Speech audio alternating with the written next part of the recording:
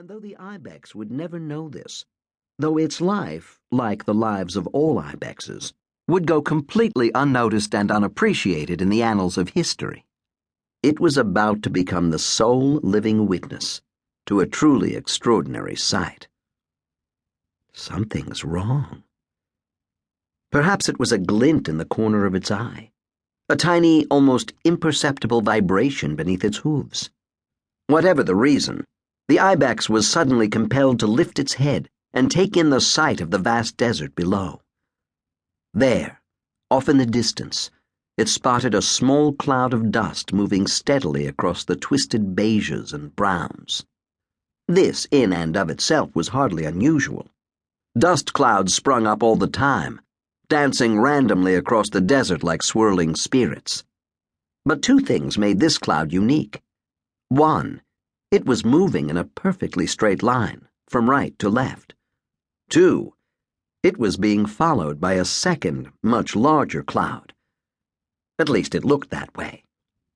The ibex had no idea if clouds of dust could, in fact, chase each other. It only knew that they were to be avoided if at all possible, since they were murder on the eyes. Still chewing, it turned back to see if the others had spotted it. They hadn't. They were all grazing away without a care in the world, noses to the ground. The ibex turned back and considered this strange phenomenon a moment longer. Then, convinced there was no danger to itself or the herd, it went back to its meal, the two clouds moving silently, steadily in the distance. By the time it yanked another blade of grass out of the rock with its teeth, the ibex had forgotten they'd ever existed. Balthazar couldn't see a damned thing. He rode his camel across the desert valley, kicking its sides like mad, his eyes the only things visible through the shemagh he wore to fight off the sun and the odor of the beast beneath him. Two overstuffed saddlebags hung off either side of his animal, and a saber hung from his belt, swinging wildly as they galloped along, kicking up the desert behind them. Balthazar turned back to see how close his pursuers were, but all he saw was the cloud, the same massive, relentless cloud that had been chasing him since Tel Arad, the cloud that made it impossible to tell how many men were after him. Dozens? Hundreds? There was no way to know. It was, at present, a cloud of undetermined wrath. From the direction of that cloud there came a faint whistling, almost like the movement of wind through a ravine. At first it was just a single note, its pitch bending steadily lower and growing louder with each second.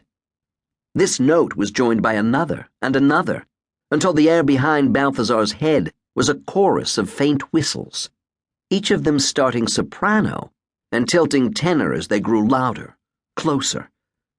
Just as Balthazar realized what they were, the arrows began to strike the earth behind him. They're shooting from horseback, he thought. None of the arrows had come close enough to cause concern. Balthazar wasn't surprised. Any experienced archer knew that firing an arrow from a galloping horse was akin to saying a prayer with a bow. Even at 20 yards, you had little chance of hitting your target.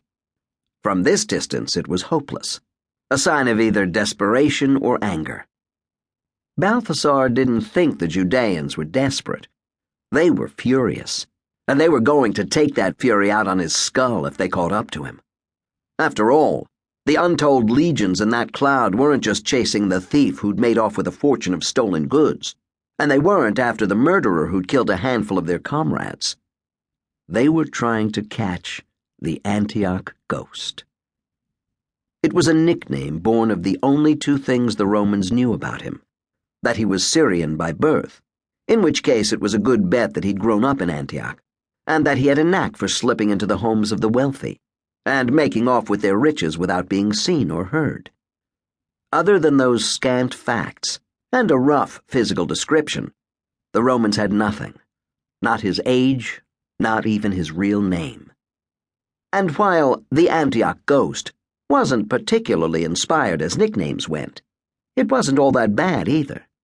Balthazar had to admit he enjoyed seeing it among the known criminals painted on the side of public buildings. Always in red, always in Latin.